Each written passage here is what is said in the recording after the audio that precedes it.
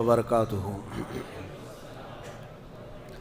الحمدللہ وکفا وسلام علی حبیبہ المصطفیٰ اما بعد فاعوذ باللہ من الشیطان الرجیم بسم اللہ الرحمن الرحیم ان اللہ وملائکتہ یصلون علی النبی یا ایہا الذین آمنوا صلوا علیہ وسلموا تسلیما اللہم صل علی سیدنا محمد معدن الجود والکرم وآلہ واصحابہ الکرام وابنہ الکریم وبارک وسلم صلاة دائمة سرمدا ابدا بحمدہ تعالی وبکرم مصطفیٰ صلی اللہ علیہ وسلم۔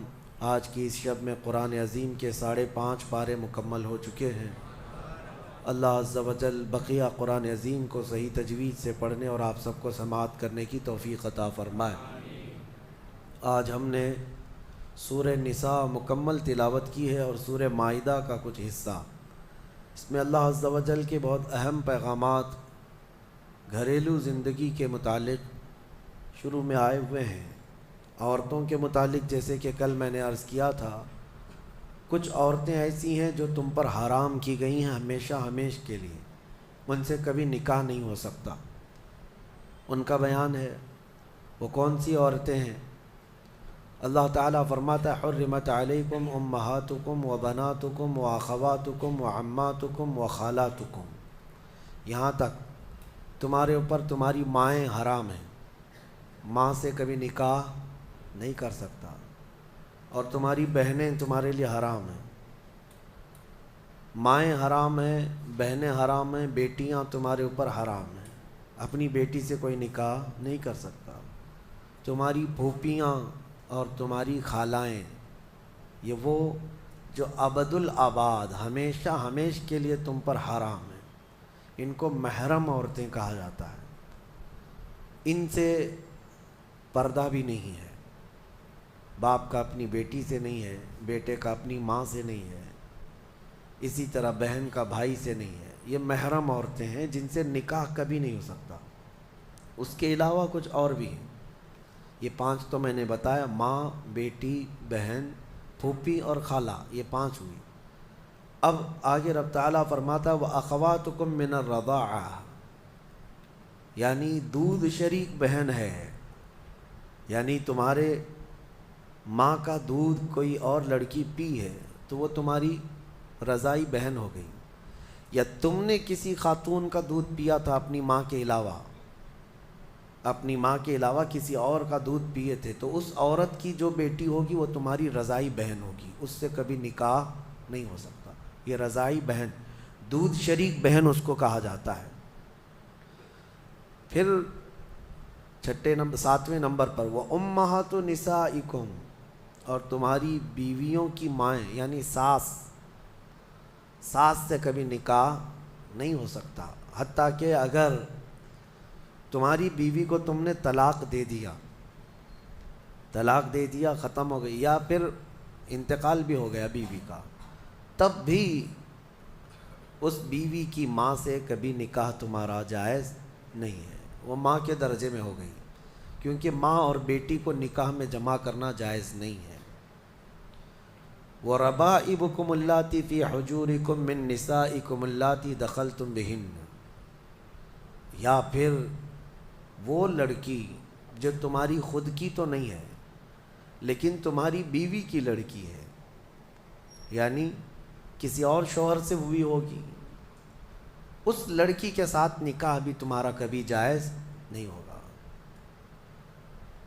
اور پھر آگے 2 بہنوں کا ایک نکاح میں جمع کرنا، یہ بھی سخت حرام ہے، یعنی ایک عورت سے نکاح کیا تھا اور اسی عورت کی بہن سے دوبارہ ایک ہی نکاح میں شریک کر لیا، زندگی دونوں بہنوں کے ساتھ گزار رہا ہے، تو وہ سخت گناہ کبیرہ میں مبتلا ہے، حرام ہے، زنا ہے، نکاح ہوگا ہی نہیں، نکاح نہیں ہوگا۔ دوسری بہن کے ساتھ جو اس نے نکاح کیا وہ نکاح منعقد ہی نہیں ہوا، اس نے اس کے ساتھ زنا کیا۔ تو یہ عورتیں ذہن میں رہیں۔ بعض لوگ پھر ہم سے یہ بھی سوال کرتے ہیں، چاچا کی بیٹی سے، ماموں کی بیٹی سے، پھوپھی کی بیٹی سے نکاح جائز ہے یا نہیں؟ تو ہندوؤں کے ہاں کچھ چیزیں اس طرح کی مانی جاتی ہیں کہ ان کے ہاں چاچا کی بیٹی سے نکاح نہیں ہوتا، لیکن اسلام میں ایسا نہیں ہے۔ صرف تمہاری سگی بہن سے نکاح جائز نہیں، باقی جو تمہارے کزنز ہیں، یعنی چاچا کی بیٹی، پھوپھی کی بیٹی، ماموں کی بیٹی، خالہ کی بیٹی، ان سب سے نکاح جائز ہے، ان سب سے نکاح جائز ہے۔ بسا اوقات ایسا بھی ہوتا ہے، میں آپ کو بتاؤں، مثال کے طور پر تمہارے ماموں کی نواسی ہے، آپ کے ماموں کی نواسی ہے، یعنی آپ کے ماموں کی بیٹی، ویسے دیکھا جائے تو رشتے میں تمہاری کیا لگتی ہے؟ وہ بھانجی، رشتے میں تمہاری بھانجی لگتی ہے۔ تو ظاہر سی بات ہے بہن کی بیٹی سے اور بھائی کی بیٹی سے بھی نکاح جائز نہیں ہے، سگی بھانجی اور سگی بھتیجی سے نکاح جائز نہیں۔ لیکن اگر اس طرح ماموں کی بیٹی بھانجی لگ رہی، اس سے نکاح جائز ہے۔ اسی طرح پھوپھی کی نواسی یا پوتی ہے، اس سے بھی تمہارا نکاح جائز ہے، وہ سگی بھانجی یا سگی بھتیجی نہیں ہے۔ تو یہ احکام مسلمانوں کو یاد ہونا چاہیے کہ کون سی عورتیں تمہارے لیے حلال ہیں اور کون سی عورتیں تمہارے لیے حرام ہیں۔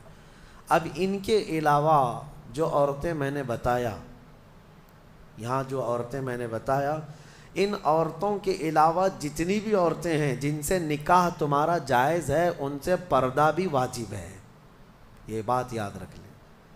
جس سے تمہارا نکاح ہو سکتا ہے اس سے تمہارا پردہ کرنا بھی واجب ہے، یہ ہمیشہ ذہن میں رہے۔ محرم عورتوں سے صرف پردہ نہیں ہے، باقی غیر محرم جتنی بھی عورتیں ہیں، تمہاری چاچا کی بیٹیاں، تمہاری پھوپھی کی بیٹیاں، تمہارے ماموں اور خالہ کی بیٹیاں، جن سے تمہارا نکاح جائز ہے، ان سے پردہ بھی ضروری ہے، پردہ ضروری ہے۔ اور اسی میں شریعت کی پکڑ بھی ہے، اللہ تبارک و تعالیٰ کی بارگاہ میں اس کی پکڑ ہے۔ اب آگے آئیں، اللہ تبارک و تعالیٰ نے گھریلو احکام کے متعلق فرمایا الرجال قوامون علی النساء، مردوں کو ہم نے عورتوں پر حاکم بنایا ہے۔ حاکم کا مطلب یہ نہیں ہے کہ بیلچا لے کر کے اس کو ہانکتا رہے، یا پھر حاکم کا مطلب یہ بھی نہیں ہے کہ رسی اور ڈنڈا لے کر کے اس کے پیچھے پڑا رہے۔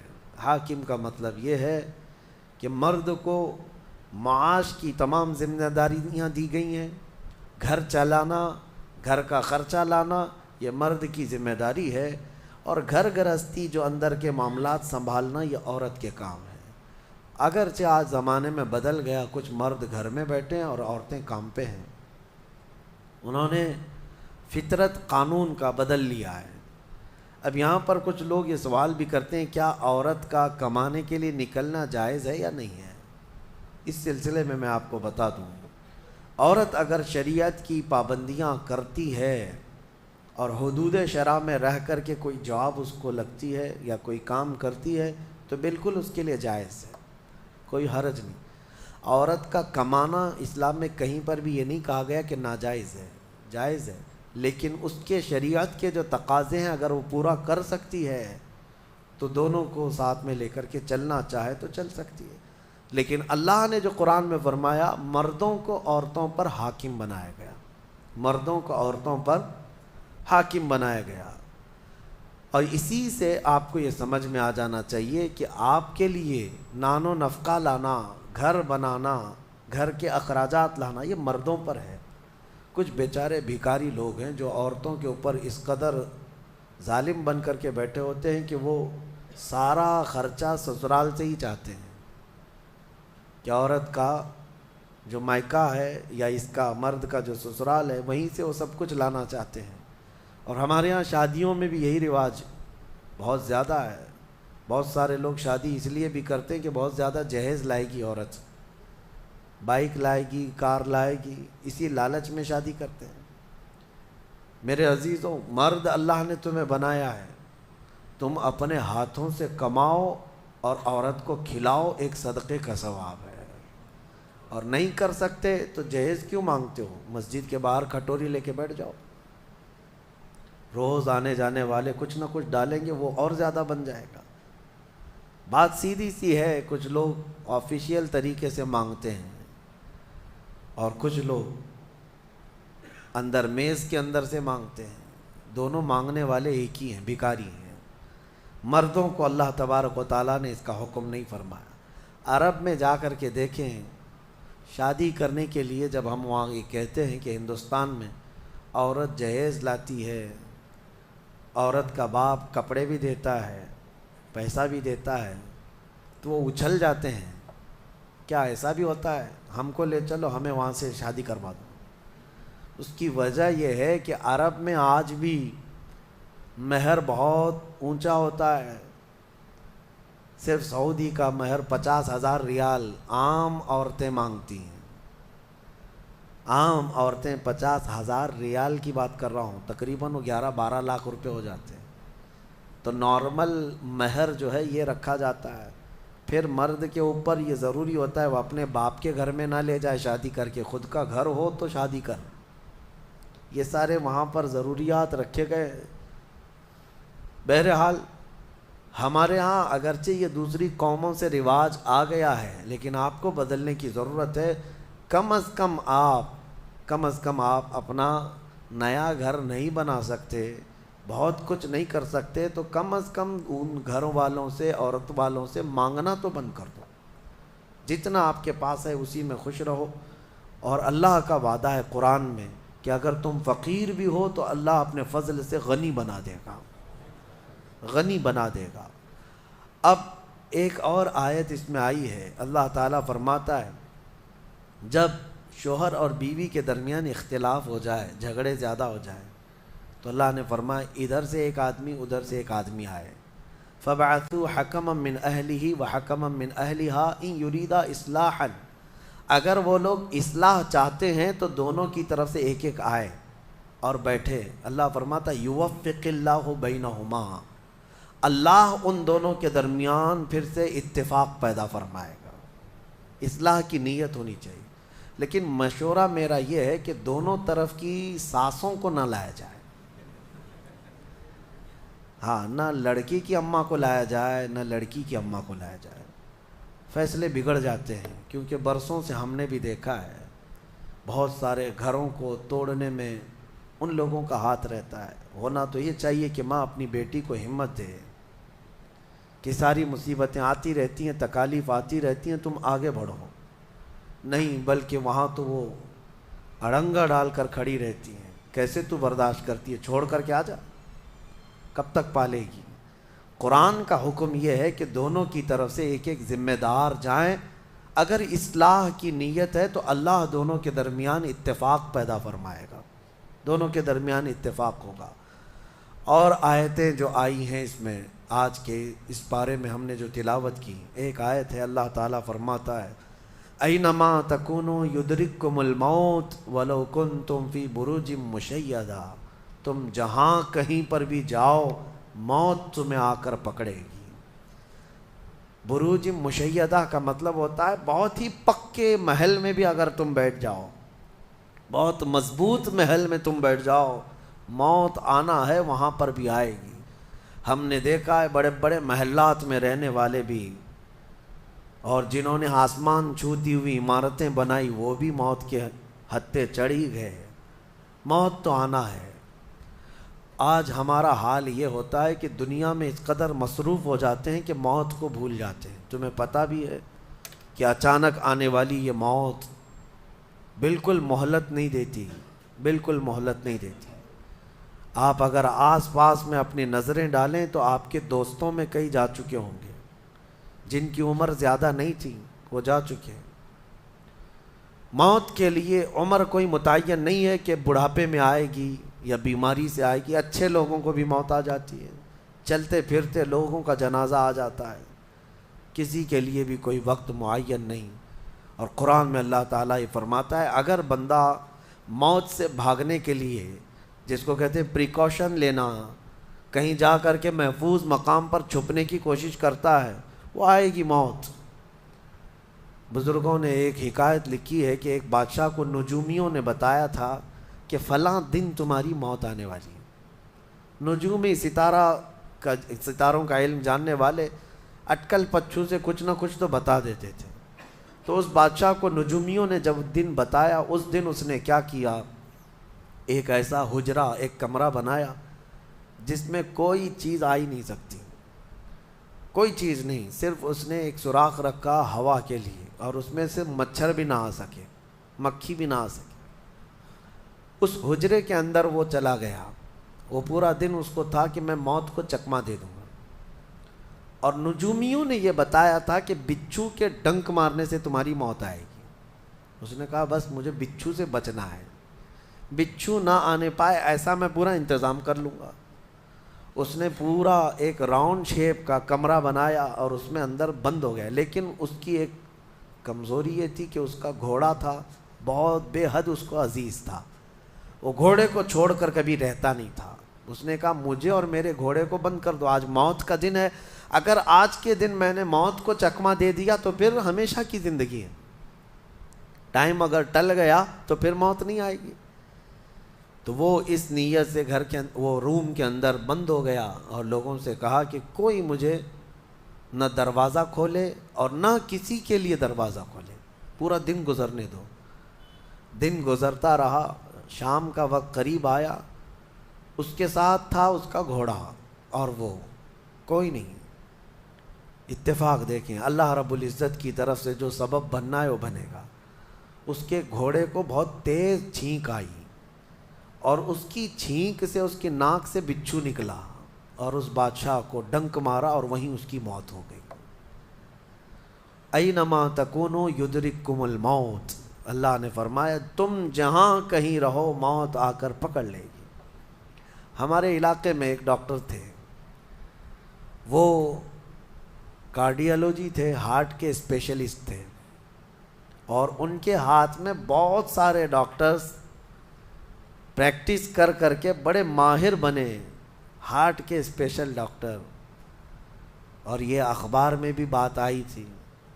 اس ڈاکٹر کا حال یہ تھا کہ برسوں آپریشن اور سرجری کر کے لوگوں کے ہارٹ صحیح کیے یا بائی پاس کیے، لیکن اتفاق ایسا کہ ایک دن وہ لیب میں اندر ہاسپٹل کے لیبارٹری میں کام کر رہا ہے ڈاکٹر، اور اس کے ساتھ 4 اسسٹنٹ ڈاکٹر بھی ہیں اور نرسز بھی ہیں، سارے کہاں پر، لیب کے اندر، ساری مشینیں بھی موجود ہیں۔ اس ڈاکٹر کو وہیں پر ہارٹ اٹیک آیا، جو ہارٹ کا خود اسپیشلسٹ ہے، اور دوسرے ڈاکٹرز وہاں پر موجود بھی ہیں۔ انہوں نے اٹھایا، اسٹریچر پر ڈالا، آئی سی یو میں ہی تھے، لیب کے اندر موجود تھے، لیکن وہ چند منٹوں کے اندر ڈاکٹر کی موت ہو گئی، نہ کوئی ڈاکٹر بچا سکا، نہ اس کو دوا دی جا سکی۔ سب سے ماہر ہارٹ کا ڈاکٹر ہاسپٹل کے اندر، جو سب سے محفوظ جگہ ہو سکتی ہے بیماروں کے لیے۔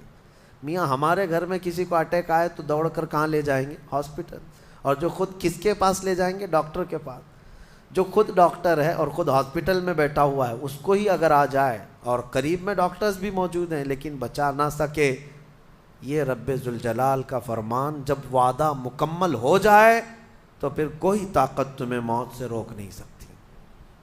آپ کو پتہ ہے ایک بہت بڑا شخص ہے دنیا کا جو کئی حکومتیں بدل دیا کرتا تھا، جس کا نام غالباً لیکن ہے، سیمسنگ کمپنی کا، جس سے کوئی تعلق ہوگا آپ سرچ کریں تو پتہ چلے، کوریا کا رہنے والا، اور اس کی وجہ سے حکومتیں بدل دی جاتی تھیں۔ اس قدر مالدار آدمی، اس کی مرضی کے بغیر تو کوئی حکومت نہیں قائم ہوتی تھی۔ اتفاق ایسا ہی غالباً 2012 یا 11 کے آس پاس کی بات ہے، جہاں تک میرے علم میں چیز آئی، ایسی ایک بیماری میں مبتلا ہو گیا کہ کوما میں چلا گیا، اور اس کا بیٹا تھا ارب پتی، نہیں بلکہ اس سے بھی زیادہ، کئی ہزار کروڑ کا مالک۔ پوری دنیا بھر کے ڈاکٹرز کو بلایا گیا اس کو بستر سے اٹھانے کے لیے، لیکن کوئی ڈاکٹر نہیں اٹھا سکا۔ کروڑوں کی فیس لی ڈاکٹرز نے، ہر طرح کا علاج کیا، 4 سال تک وہ بستر پر لگا رہا، اس پر نہ جانے کتنی دولت خرچ ہوئی۔ اخیر میں ڈاکٹروں نے کہا اربوں روپیے اس کے بستر سے اٹھانے کے لیے جنہوں نے خرچ کیا تھا، بیٹے نے خرچ کیا تھا، ڈاکٹروں نے آخر میں ہاتھ اٹھا کر کہا اب تیرے باپ کو کوئی نہیں کھڑا کر سکتا، اس کی موت آ چکی ہے، موت ہو گئی۔ میں یہ کہنا چاہتا ہوں اللہ نے فرمایا تم مضبوط سے مضبوط محل کے اندر کیوں نہ ہو، موت آئے گی۔ مجھے بتاؤ جس کے پاس دنیا کا اتنا مال پڑا ہوا ہو وہ کیوں نہیں خرید سکا کوئی ایسی دوا جو اس کو بستر سے کھڑا کر سکے؟ یاد رکھیں میرے عزیزو، دنیا کی ساری چیزیں اسی کی طرح دھری کی دھری رہ جائیں گی۔ جس وقت ہمارا بلاوا آ جائے تم قریب میں لوگوں کو دیکھتے رہ جاؤ گے اور آنکھیں تمہاری کھلی رہ جائیں گی۔ اسی لیے میرے آقا صلی اللہ علیہ وسلم خود فرماتے ہیں میں ایک سجدے میں جاتا ہوں تو مجھے اس بات کا یقین نہیں ہوتا کہ دوسرے سجدے تک میں زندہ رہوں گا۔ یہ سید الانبیاء فرما رہے ہیں، رسول رحمت فرما رہے ہیں۔ اور جس طرح سے آج ہم اپنی موت کو بھول بیٹھے ہیں، گناہوں کی کثرت ہو جاتی ہے، نفس غالب آ جاتا ہے، عیاشیاں شروع ہو جاتی ہیں، موت کا خوف ایسا ہے کہ خود میرے آقا نے فرمایا سب سے بہترین نصیحت کرنے والا تمہاری زندگی میں اگر کوئی ہے تو وہ موت ہے۔ لوگوں کے جنازے دیکھو اور ان کی بے بسی دیکھو، ان کی مجبوری دیکھو، اور اس کے بعد تم بھی محسوس کرو کہ تمہارے ساتھ بھی یہی کیفیت ہوگی۔ وہ چھوٹی سی قبر، وہ چھوٹی سی ایک ایسی قبر جس میں نہ چٹائی، نہ تکیا، نہ اوڑھنا، نہ بچھونا، اور ہاتھ چوڑے کرو تو قبر کی دیواریں لگنے لگ جائے، ہاتھ اٹھاؤ تو اوپر کی تختیاں لگنے لگ جائیں۔ ممبئی والوں کو تو اور بھی چھوٹی قبر ملتی ہے، یہاں تو اتنی چھوٹی ہے کہ ٹیمپرری کھودی جاتی ہے کہ 6 مہینے بعد پھر نکال دینا ہے۔ میرے عزیزوں، اس ایک چھوٹی سی قبر کے اندر تمہیں برسوں بتانا ہے، برسوں بتانا ہے، اس جسم کے ساتھ وہیں سونا ہے۔ کبھی میں سوچتا ہوں ہماری آنکھیں اگر بند ہو جائیں اور ہمیں پتہ چلے کہ باہر فلاں فلاں چیزیں ہو رہی ہیں اور ہم کھولنا چاہیں نہیں کھلتی تو بے چینی ہونے لگ جاتی ہے، گھبراہٹ سی ہونے لگتی ہے۔ قبر میں یہی حال ہوگا کہ تمہارے اطراف ہونے والے سارے معاملات تمہیں پتہ ہوں گے، حتیٰ کہ حضور فرماتے ہیں قبرستان میں چلنے والے کے پیروں کی آواز تک تم سنو گے۔ مردہ سنتا ہے، سلام تو دور کی بات ہے، پیروں کے چلنے کی آواز بھی سنتا ہے، اور جب سنتا ہے سارے معاملات لیکن آ نہیں سکتا باہر، کسی کو کچھ کہہ نہیں سکتا، بول نہیں سکتا۔ کیسی بے چینی ہوگی، وہ کیسی گھبراہٹ ہوگی۔ بڑے بڑے اولیاء اکرام، حتیٰ کہ سیدنا عثمان ابن عفان رضی اللہ تعالیٰ عنہ، داماد رسول، امیر المومنین، خلیفہ رسول، جب رات کے وقت مصلی پر کھڑے ہوتے اور قبر کی کوئی آیت تلاوت کرتے تو اتنا روتے تھے کہ ان کا مصلی آنسوؤں سے بھیگ جاتا تھا۔ صبح ان کے مصلی کو نچوڑ کر سکھایا جاتا تھا۔ لوگ ان سے پوچھتے آپ قبر کے متعلق اتنا خوف زدہ کیوں ہو جاتے ہیں؟ مرنا تو سب کو ہے۔ حضرت عثمان غنی فرماتے یہ ہماری پہلی منزل ہے، اگر یہ نکل گئی تو ساری منزلیں آسان ہیں۔ اینما تکونوا یدرککم الموت، اللہ فرماتا ہے، اور کئی جگہ قرآن میں یہ آیتیں آئی ہیں میرے عزیزوں۔ جانا ہم سب کو ہے، بہت تھوڑے ہی دنوں کے بعد آخرت کے سفر کی طرف رواں دواں ہیں۔ اسی لیے کسی بزرگ نے سچ کہا کہ دنیا میں جتنے راستے ہیں یہ لکھا تو جاتا ہے یہ راستہ فلاں شہر جا رہا ہے، فلاں شہر جا رہا ہے، حقیقت تو یہ ہے کہ سارے راستے قبرستان جا رہے ہیں، وہیں جا کر اینڈ ہوتے ہیں۔ ممبئی سے پونا جا رہا ہے راستہ، پونا سے بنگلور جا رہا ہے راستہ، بورڈ تو لکھے ہوئے ہیں، لیکن اہل تصوف یہ کہتے ہیں یہ تمہاری خام خیالی ہے، لیکن جس راستے پر بھی چلو گے اخیر وہ راستہ تمہیں قبرستان ہی پہنچائے گا، تمہاری زندگی وہیں جا کر اینڈ ہونے ہے۔ اسی لیے میرے عزیزو، ہمیں زیادہ دنیا میں اتنا پھیلانے کی ضرورت نہیں، آخرت کے سفر کی طرف تیاری بھی ہو۔ میں یہ نہیں کہتا کہ کمانا نہیں چاہیے، کمائیں، گھر بنائیں، رزق کا حصول، معاش کا حصول سب کے لیے ضروری ہے، لیکن ساتھ میں یہ فکر غالب رہے ہمارے ذہن میں کہ مجھے سب چھوڑ کر جانا ضروری ہے۔ جب تک تمہارے ذہن میں یہ بات آتی رہے گی میرا آخرت کا سفر باقی ہے، تو ہوگا یہ کہ تم دنیا تو کماتے رہو گے لیکن اپنے مولا سے غافل کبھی نہیں ہوگے، غافل کبھی نہیں۔ میں وہ زندگی کی بات کر رہا ہوں، آپ جاؤ فیکٹری میں جاؤ، کسی کمپنی میں جاؤ، کسی بزنس میں جاؤ، کسی جاب میں جاؤ، آپ کی دنیا ہے، آپ گھر بناؤ، لیکن ذہن میں اتنی بات رہے کہ میرا مولا مجھے ایک نہ ایک دن بلانے والا ہے۔ جب یہ فکر رہے گی تو آپ کی نمازیں بھی غائب نہیں ہوں گی، آپ کی آخرت کی یاد۔ اسی لیے میرے آقا نے فرمایا قبرستان جایا کرو۔ بعض لوگ یہ کہتے ہیں نا قبروں پر جانا شرک یا بدعت، خود میرے آقا صلی اللہ علیہ وسلم نے فرمایا فزوروا، قبروں کی زیارت کرو۔ کیوں؟ فإنها تذکر الآخرہ، اس لیے کہ وہ تمہیں آخرت کی یاد دلاتی ہیں۔ مولا علی کرم اللہ وجہہ الکریم قبرستان جاتے۔ حضرت سعید ابن مسیب ایک تابعی ہیں، حضرت علی کے ساتھ قبرستان گئے تھے۔ حضرت علی نے زور سے سلام کیا قبر والوں کو اور پھر پوچھا ہے قبروں والوں کیا حال ہے تمہارے؟ اور اس کے بعد پھر حضرت علی روتے کھڑے ہوئے، آنسو بہنے لگے۔ حضرت سعید ابن مسیب کہتے ہیں مولا علی سے کیا آپ قبروں والوں سے بات کر رہے ہیں، وہ آپ کی سن رہے ہیں یا آپ سے وہ کچھ جواب دے رہے ہیں؟ حضرت علی کرم اللہ وجہہ الکریم نے فرمایا ہاں، اگر تم سنتے ان کی باتیں تو رو پڑتے۔ حضرت سعید پوچھتے ہیں کیا کہہ رہے ہیں قبروں والے؟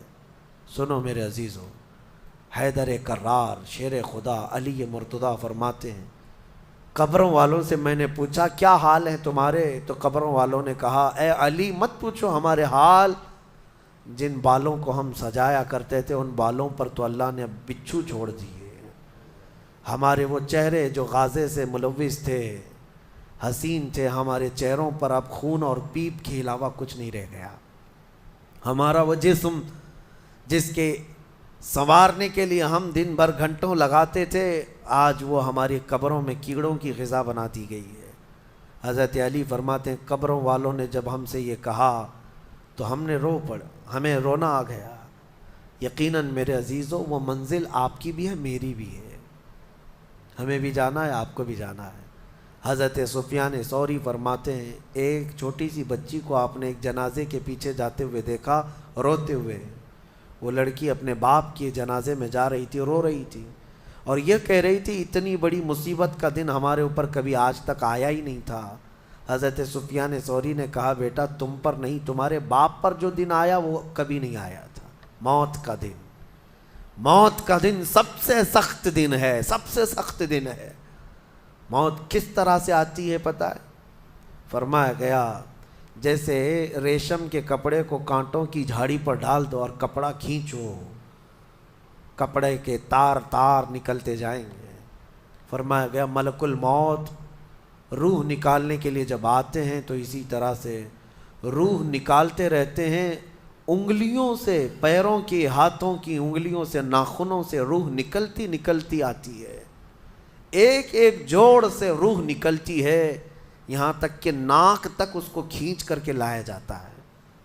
اور قرآن میں اللہ فرماتا ہے تم اگر دیکھو گے کہ روح کیسی نکالی جا رہی ہے، یضربون وجوہہم وادبارہم، فرشتے آتے ہیں پیٹھ پر، پیچھے مارتے ہیں، زور زور سے مارتے ہیں اور پیشانیوں پر مارتے ہیں اور یہ کہتے ہیں اے نکل جا روح۔ اللہ فرماتا ہے تم اگر دیکھو گے کہ فرشتے کس طرح روح نکالتے ہیں تو کانپ کر رہ جاؤ گے، مار مار کر کے روح کو نکالا جاتا ہے۔ اور یہ چھوٹا سا وقت نہیں ہے، ادھر جھٹکا لگا ادھر موت ہو گئی، لمبا پروسیس ہے، اس سے جو گزرتا ہے وہی بتا سکتا ہے۔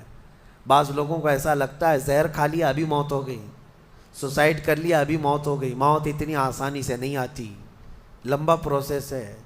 موت سے پہلے فرشتے آ جاتے ہیں، چاہے تم اچھے آدمی ہو، بیٹھے ہوئے ہو، تم کو بھی اگر موت آنی ہے تو تم پہلے فرشتوں کو دیکھنے لگ جاؤ گے، لیکن بتا نہیں سکتے کسی کو۔ موت سے تھوڑی دیر پہلے فرشتے قریب آ جاتے ہیں، پہلے جماعت فرشتوں کی آتی ہے، پھر ملک الموت آتے ہیں۔ ملک الموت ان فرشتوں کے بیچ آتے ہیں، جیسے ہی یہ مرنے والا آدمی ملک الموت کو دیکھ لیتا ہے پھر اس کے جسم میں کپ کپی طاری ہو جاتی ہے، اور ایسی کپ کپی طاری ہوتی ہے کہ کبھی پیشاب نکل جاتا ہے، کبھی پخانہ نکل جاتا ہے۔ اکثر دیکھنا مرنے والوں کی نجاست نکل جاتی ہے، ملک الموت کو وہ بہت قریب سے دیکھتا ہے، اور ان کی دو شکلیں ہیں، ایک بہت بھیانک شکل ہے، اس کو دیکھنا ہی عذاب ہے، اور ایک بہت خوبصورت شکل ہے، ان کو دیکھنا ہی رحمت ہے۔ وہ نیک بندوں کی روح نکالنے کے لیے جب جاتے ہیں تو خوبصورت شکل میں جاتے ہیں، اور جب گنہگاروں کی روح نکالنے جاتے ہیں تو بھیانک شکل میں جاتے ہیں، اور ان کو دیکھتے ہی مرنے والے کا جسم پیلا پڑ جاتا ہے، پیشانی اکھڑ جاتی، آنکھیں پھٹی رہ جاتی، اور پھر خرخرا آنے لگ جاتا ہے، یعنی خرخر کی آواز تیز ہو جاتی ہے۔ وہ بولنا چاہتا ہے اپنے پاس والوں کو، لیکن بول نہیں سکتا، بند ہو جاتا ہے۔ یہ وہ وقت ہے جب اس کے توبہ کا دروازہ بھی بند ہو جاتا ہے۔ اب اگر فرشتوں کو دیکھ کر کوئی توبہ بھی کر لیا، ایمان لایا، تو اس کا ایمان قبول نہیں۔ اس وقت سے پہلے پہلے تک جو بھی ایمان لایا یا توبہ کیا، اس کی توبہ قبول ہے، لیکن موت کا خرخرہ آ گیا اور فرشتوں کو دیکھ لیا، اس کے بعد بہت سارے کافر بھی پکاریں گے کہ ہم ایمان لاتے ہیں اللہ پر، نہیں، اب ایمان قبول نہیں ہوگا۔ موت اتنی آسانی سے نہیں آتی، اس کا پروسیس ہے۔ فرشتے آتے ہیں، ملک الموت آتے ہیں، پھر اس کے بعد اس کو گھور کر دیکھتے ہیں، پھر اس کو چت لٹا دیا جاتا ہے، یا جس حالت میں بھی ہے وہ گر جاتا ہے، کھڑا ہے تو گرتا ہے، بیٹھا ہے تو گرتا ہے، موت آنے سے پہلے لڑک جاتا ہے۔ یہ ضروری بھی نہیں ہے کہ آج میں اپنے آپ کو سنبھال کر بیٹھا ہوں، اگر میری موت آنی ہے اسی کرسی سے گر جاؤں، اسی جگہ سے ہم گر جائیں گے۔ اور اس کے بعد ملک الموت روح کھینچنا شروع کرتے ہیں، پیروں کے ناخنوں سے لے کر ہاتھوں کے ناخنوں سے لے کر اس کے جسم کے ہر حصے سے لے کر ناک تک کھینچتے ہوئے لاتے ہیں، اور اس کے بعد جب پوری روح نکل جاتی ہے، وہ لے کر کے چلتے رہتے ہیں، اور مردہ ان کو جاتے ہوئے دیکھتا رہتا ہے۔ آنکھیں سب سے لاسٹ میں کھلی رہتی، کسی بھی مرنے والے کی آنکھیں بند نہیں رہتی، کھلی رہتی، وہ دیکھتا رہتا ہے۔ اسی لیے حدیث پاک میں ہے، جب کسی کی روح نکل جائے تو سب سے پہلے تم اس کی آنکھیں بند کر دو، ہمیں بند کرنا ہوتا ہے، اور اس کے بعد منہ بھی کھلا رہ جاتا ہے، منہ اوپن رہ جاتا ہے، فرمایا گیا منہ کو دبا کر بند کر دو۔ یہ سب نشانیاں ہیں میرے عزیزوں موت کی سختیوں کی۔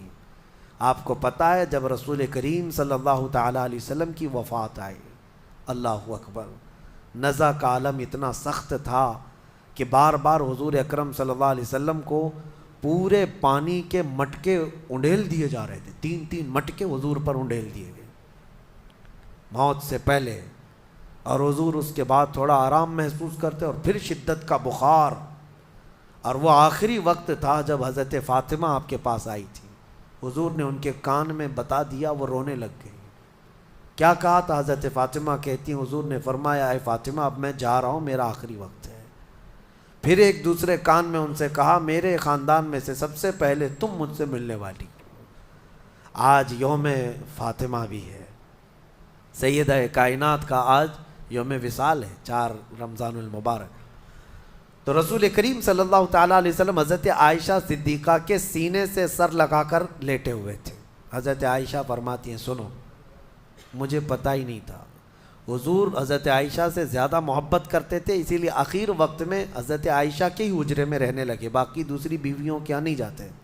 حضرت عائشہ کہتی ہیں، میں حضور اکرم صلی اللہ تعالیٰ علیہ وسلم کو کبھی مسواک دے رہی، کبھی پانی کے چھڑکاؤ کر رہی۔ تھوڑی دیر کے بعد حضور اکرم صلی اللہ تعالیٰ علیہ وسلم لیٹے لیٹے اسی طرح رہ گئے۔ حضرت عائشہ کہتی ہے، میرے سینے پر حضور کا سر تھا، وہ اتنا بھاری ہو گیا، مجھے لگتا تھا کہ میری پسلیاں ٹوٹ جائیں گی۔ یہ حضرت عائشہ کہتی ہیں، مجھے ایسا لگتا تھا کہ میری پسلیاں ٹوٹ جائیں گی۔ ہوا کیا تھا؟ حضرت عائشہ فرماتی ہیں، دروازے پر جبرائیل امین آئے، روح نکلنے سے پہلے کی بات ہے۔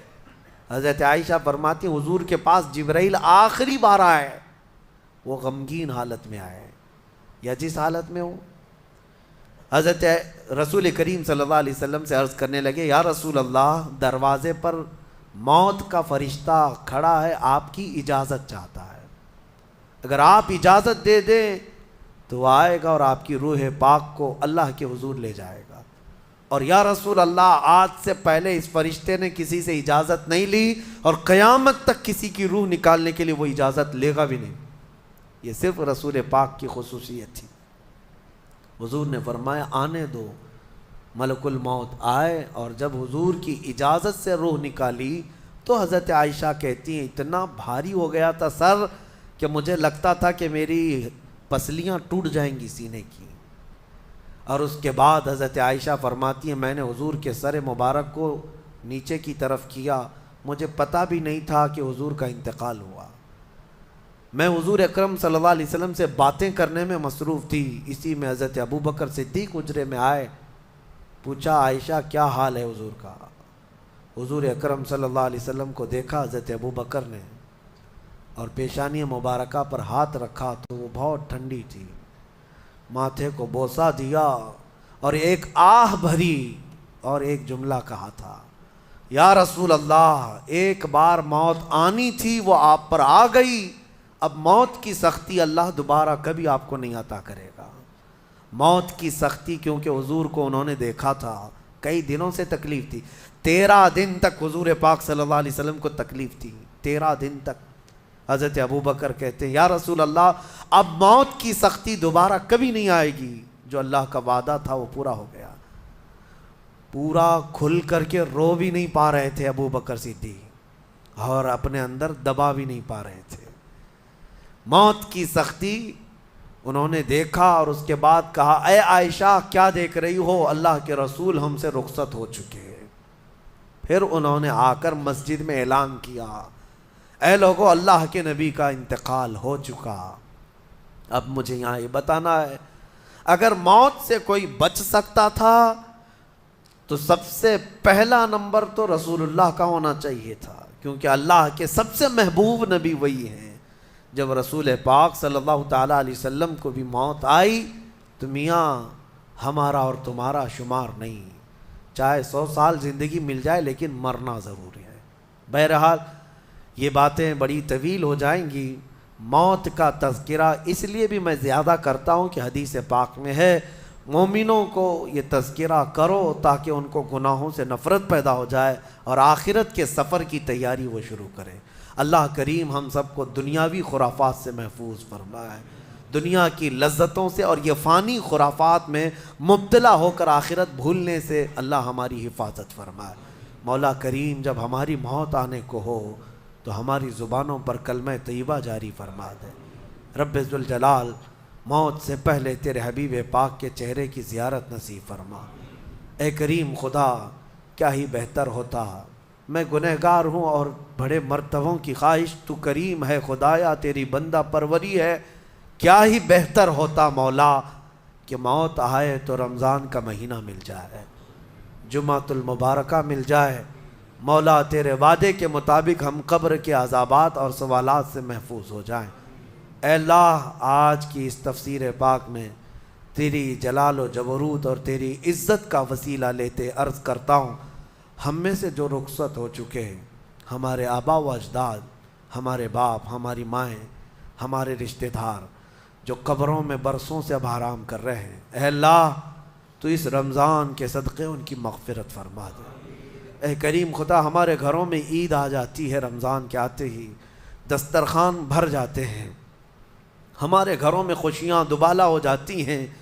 ہمیں نہیں معلوم قبروں والوں کے ساتھ کیا ہوتا ہے, ہمیں پتہ نہیں قبرستان میں ان کے ساتھ کس طرح کی راتیں ہیں اور کس طرح کے دن ہیں. اے کریم خدا تجھے تیرے جلال و جبروت اور تیری عزت کی قسم جو مومنین ہم سے رخصت ہوئے, ہمارا کسی بھی طرح کا ان سے تعلق رہا ہو, مولا اس عید سے پہلے ان کو جنتی خان نعمت عطا فرما دے. اے اللہ ان سب کو بھی رمضان کی بہاریں عطا فرما. وصلی اللہ تعالی علی خیر خلق محمد وآلہ واصحابہ اجمعین وآخر دعوانا ان الحمد للہ رب العالمین. السلام علیکم.